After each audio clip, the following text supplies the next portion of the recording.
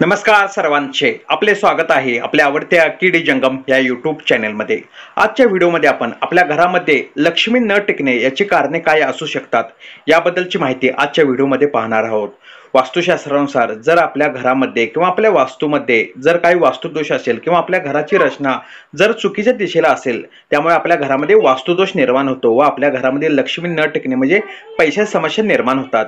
उदाहरण सांगायचे म्हणजे जर आपल्या घराचे मुख्य प्रवेशद्वार जर आग्नेय दिशेला किंवा नैऋत्य दिशेला जर असेल तर आपल्या घरामध्ये पैशाची समस्या ही जाणवते। तसेच जर आपल्या घरामध्ये किंवा वास्तूमध्ये सेफ्टी टँक म्हणजे संडासची टाकी व टॉयलेट म्हणजे संडास जर ईशान्य आग्नेय नैऋत्य दिशेला जर असेल सेफ्टी टँक किंवा टॉयलेट तर आपल्या घरामध्ये पैसा हा येतो, पण पैसा हा अनावश्यक कार्यामध्ये किंवा आजारपणामध्ये पैसा हा खर्च होतो। तसेच जर आपल्या घराची जे किचन म्हणजे स्वयंपाकघर जर चुकीच्या दिशेला असेल म्हणजे वास्तुशास्त्रानुसार किचन हे आग्नेय दिशेला असावे, जर आग्नेय दिशेला किचन नसेल म्हणजे नैऋत्य दिशेला व वायव्य दिशेला जर स्वयंपाकघर असेल तरी सुद्धा घरामध्ये लक्ष्मी टिकत नाही।